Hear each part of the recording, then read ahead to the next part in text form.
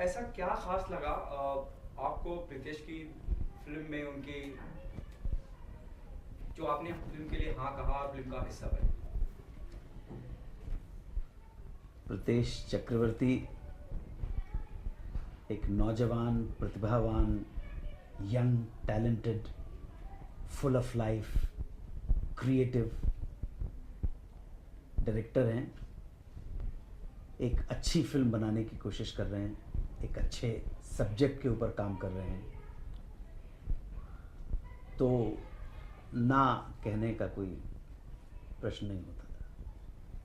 प्रीतेश, क्या जब मंगल हो की अगर मैं बात करता हूँ तो जहन में पहले से ही अनु जी थे कि आप उन्हें ही लेना है? Sir, with all due respect, उनको मद्देनजर रख के कहानी लिखी गई? जब मैं लिख रहा था कहानी तब भी आई थिंक जब इंटरवल तक पहुंचा था when I was writing it, तभी I think Vicky Donor had come at that time. I was writing it for like it took around 2 years to complete the script, and once I saw that film, so I think Anu ji raised the bar for everyone through that film and through his other works also. But to me, if anyone can do justice to comedy, or who can portray comedy in the best fashion in India, he's just sitting in beside me बस. Okay अनु sir, आपके किरदार के बारे में जानना चाहूंगा। मंगलू में क्या किरदार निभा के नजर आएगी? साइंटिस्ट है, और आज पहली बार मंगल हो फिल्म के बारे में मुझे बोलने का मौका दिया गया है, तो शायद मैं जो अपने दिल के विचार व्यक्त कर रहा हूँ वही शायद मेरे फिल्म की टैगलाइन भी हो सकती है। हमारी फिल्म का नाम है मंगल हो।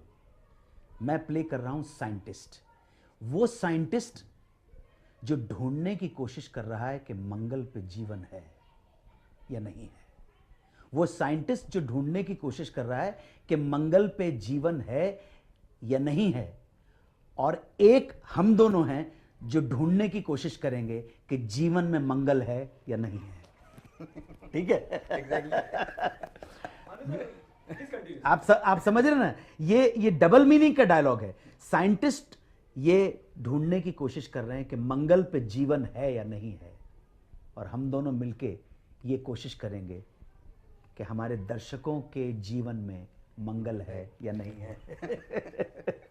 Nicely जब put. मैं साइंटिस्ट की बात करता हूँ, जब हम किसी वैज्ञानिक की बात करते हैं तो बड़ा एक वैज्ञानिक मतलब यानी बहुत कोई सीरियस शख्सियत, संजीदा शख्सियत, और आप की अगर मैं बात करूँ, आप फिल्म का हिस्सा हैं और पूरा कॉमेडी का जब मैं बात करूँ, हंसाने की जिम्मेदारी आपके कंधों पे है, तो किस तरह से मुख्तलिफ होगा ये साइंटिस्ट का किरदार कि लोगों को मुस्कुराहट चेहरे पे ले जाए, हंसी ले जाए? उस थोड़ा सा डिटेल में जानना चाहूँगा।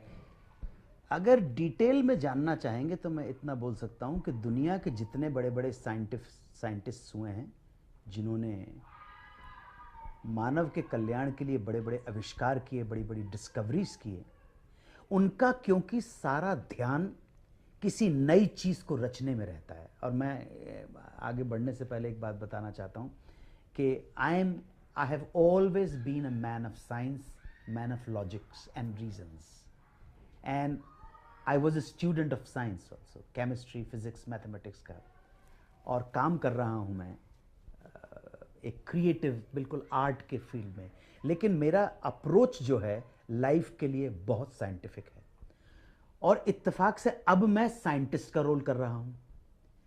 साइंटिस्ट को जितना मैंने नज़दीक से पाया है, उनके बारे में पढ़ा है, चाहे थॉमस अल्वा एडिसन हो, मदाम क्यूरी हो, हरकोविंद खुराना हो, लुई पैस्चर हो, आइजक न्यूटन हो। आइजक न्यूटन ने तो अपनी बिल्ली के लिए दो छेद बनवाए थे, एक मदर बिल्ली के लिए और एक उसके बच्चे के लिए। उसका लॉजिक ये था कि यार एक से तो माँ जाती है, लेकिन उससे उसका बच्चा कैसे जाएगा। तो साइंटिस्ट जो है, आम जो प्रैक्टिकल जीने का तरीका है वो शायद उसमें पारंगत नहीं होता जो आम आदमी होता, क्योंकि उसका फोकस होता है किसी नई चीज़ को रचना करने के लिए।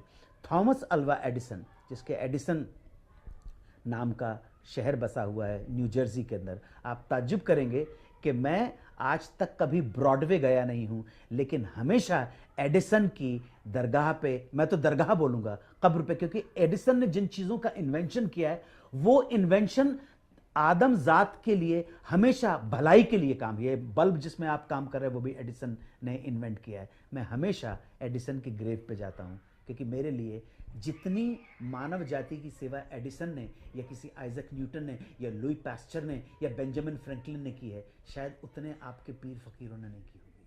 सो I am a man of science. मुझे एक साइंस का साइंटिस्ट जो है उसका रोल करने का मौका मिला। और एक बात और बताना चाहता हूँ कि इस पिछले साल का जो भारत रत्न मिला है वो प्रोफेसर CKP राव को जो मिला है, आपको पता नहीं है कि उनका हमारे समाज में कितना बड़ा योगदान है। हाँ, उनकी किसी चीज़ को उसका वो फोकस है। अब साइंटिस्ट के दिमाग में H2SO4 प्लस MnSO4 कुछ चलता रहता है, कहीं उसके दिमाग, उस आम आदमी को लगे कि ये पागल आदमी हो सकता है। आम आदमी के लिए वो चीज़ शायद हो सकता है फनी हो सकता है। ठीक है ना मेरी बात? ओके प्रतीक जी, जैसे अनुज जी ने बताया, अगर मैं विकी डोनर की बात करूं या हाल में रिलीज शॉकिंग्स की बात करूं, अब दौर तो हमेशा से रहा है, लेकिन शायद अनुज जी ने एक नया आयाम खड़ा किया है। मतलब इतने सालों लगातार इंडस्ट्री में काम करते आए हैं, कर रहे हैं। विकी डोनर फिल्म में एक अलग ही, और लोग रिलेट करते हैं उससे। अगर मैं इस साइंटिस्ट की बात करूं जो मंगलवा का हिस्सा है, उससे लोग कैसे रिलेट करेंगे? हालांकि साइंटिस्ट है लेकिन फिर भी रिलेट उन्हें करना कैसे करेगी ऑडियंस? क्या खास लिखा गया है? क्या क्वैकी डायलॉग रहेंगे? और the way Anu ji going to perform it, और एक खास मिलियो रहता है, खास अंदाज रहता है। जैसे विकी डोनर की बात करूं, एक नॉर्थ खास दिल्ली का टच है। ये साइंटिस्ट भी नॉर्थ इंडियन ही है लेकिन नॉर्थ इंडियन साइंटिस्ट है, लेकिन जैसे अनु जी ने कहा कि पागल साइंटिस्ट है, कंप्लीटली मैड। तो वो आज जो सोचता है ना, वो शायद 50 साल बाद जाके आज की जो साइंटिस्ट है वो सोचे। इतना मैडनेस है उनमें।